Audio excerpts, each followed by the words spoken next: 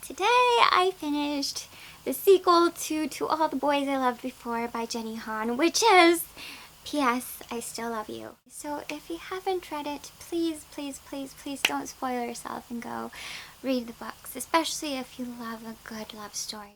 So real quick, I am checking in a few months after I filmed the first review for the book of To All the Boys I Loved Before. Now I am reading P.S. I Still Love You, and this book is so much better. I think it is so much better. Lara Jean doesn't seem quite as young as she did in the first book, and again, I don't think that is a negative. She's just a young girl, and I think that's fine. I think that's perfectly fine to act that way, given how she was brought up. But in this book, she's going through something that is quite intense, quite beyond her, something that is so out of her reach and control. Both she and Peter are going through this, and the way that they handle it, I think it makes her grow up a bit faster. And so if you have reservations about picking up the sequel of the duology because you didn't really enjoy the first book because of whatever your reservations were, I think you should definitely give this one a go. It is a bit it feels so different. It feels a bit more grown up than the first book. I appreciate that. The development is there because of the situation that she's going through, she and Peter. Peter, I liked him in the first book. I love him in this book. Peter has come such a long way, and that boy. In this book, you get a lot more of Kitty, which I loved. I mean, set aside how much more action Peter gets, Kitty is much more involved, at least I feel like it anyway, and I love Kitty. Kitty was my favorite character in the first one and continues to be my favorite character in the second book. And she's sassy, she's witty, she's fun. I love her. And another character is also introduced. Her name is Stormy, and she's an elderly woman that kind of pushes Lara Jean to think outside her comfort zone, think outside her norm. It is just, this book is so much fun, and I would say a little more heavy for a YA book. I think that this one deals with something very serious that probably something that we all, regardless of whether we're young or old, need to think about. How do some of our actions look like to prospective employers? I know that is something that I definitely worry about for myself a lot. It's heavily ingrained in me. It's something that sometimes I forget about. And it's like, ugh. Now, for a quote that I absolutely love. "We did not have sex. We are brisket." Lara Jean, so cute. Okay, I will check back in once I finish the book. Right now, I am 50% of the way through. I just wanted to talk about it because right now I am going through so much of the feels, and actually I need to get to work. Okay, so I'll be right back. Okay, so I am up to page 198, and I'm not enjoying it as much. I'm trying to go about the book critically, like reading critically. I learned that recently. You read critically to become a better writer. I don't necessarily want to be a writer. I just think that it's also important as part of being a book reviewer. Up to this point, Lara Jean and Peter have had like their first real serious fight, and it's all relating to Lara Jean not paying enough attention to Peter. And I think that brings up a really great point. It's little things that matter in a relationship. Well, it's the little things that make a difference in a relationship. Over time, a lot of, those butterflies go away, or for the most part, kind of settle down. The little things is what keeps all those butterflies around a lot of the time, So that I actually kind of enjoyed. But Lara Jean is also communicating back and forth with one of the boys from the first book, and I don't know how I feel about that. I feel like that's gonna be the beginning of a love triangle. Up to this point, that's how I feel, and I'm not digging it because she's supposed to love Peter or like Peter. There's always a point. Natalie Portman in Closer, I think, said this. There's always a point, a moment in time in that connection, in that relationship, where you get to choose, do I continue or do I stop?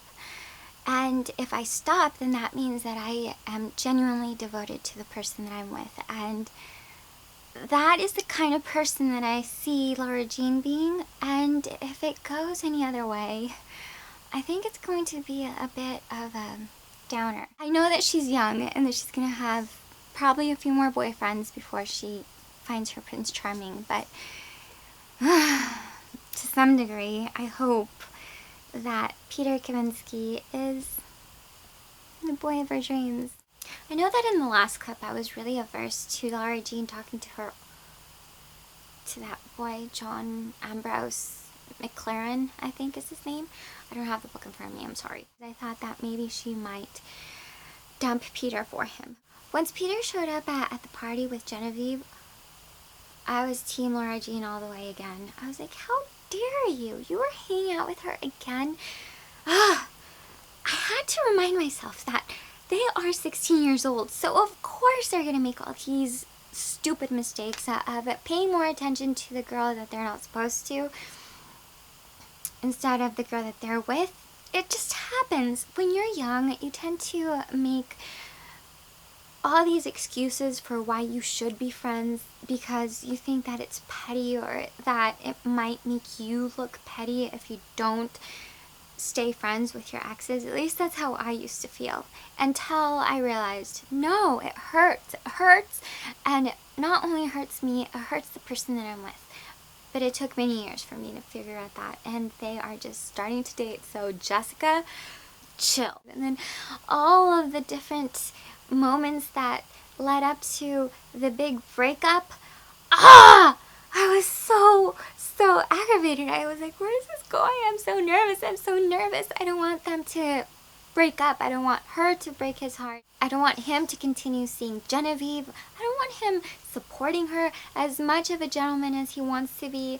I know he is, but he is Lara Jean's boyfriend, you know? And then the USO party. The USO party and everything that happened afterwards. I kind of started rooting for that relationship, but at the same time I thought, no, I love Peter. How can my heart be so divided? I know a lot of people are so against love triangles, and I am too. But in this situation, I think that it was done kind of really well. Were you team Peter or were you team John Ambrose McLaren? Let me know in the comment section. Sometimes I think that the man that is willing to go above and beyond his comfort zone is the one that is more worthy than the one that it just comes so easy for. So that's why I was totally team Peter the whole time. Anyway, I thought that this was executed so brilliantly, but each moment in this book seemed so precise and so thoughtful. That is the best way to describe this story. It was so thoughtful and so beautiful, and I just gave it 5 out of 5 stars. So something that I also really enjoyed about the book, set aside the story, is all the different little messages that are scattered throughout. Forgiveness, learning to cope with letting go of a boy, because sometimes you need those reminders, you know? Sometimes I think that we get all caught up in making plans and seeing what the future holds. Like in the case of Lara Jean and Margot, they both started off relationships during high school, and Margot, more so than Lara Jean, went ahead and broke up with her boyfriend before going to college, which could be seen as a good thing as well as a bad thing. I mean, one of the women that I follow on YouTube here actually thinks that that's a great idea because it teaches you as a person things that you may never get to experience if you don't go through that long distance relationship. But I'll link a video down below of Megan talking about this, because she just opened up my mind to that possibility as a possibility, as an option, as a viable option for personal growth. Back to the message. Ultimately, the message is, don't get ahead of yourself. Enjoy the moment. See where things take you. If you feel in your heart that the best thing to do is to just go along with it, then do it. Anyway, that is all. That is all I have to say. I'm sorry for rambling.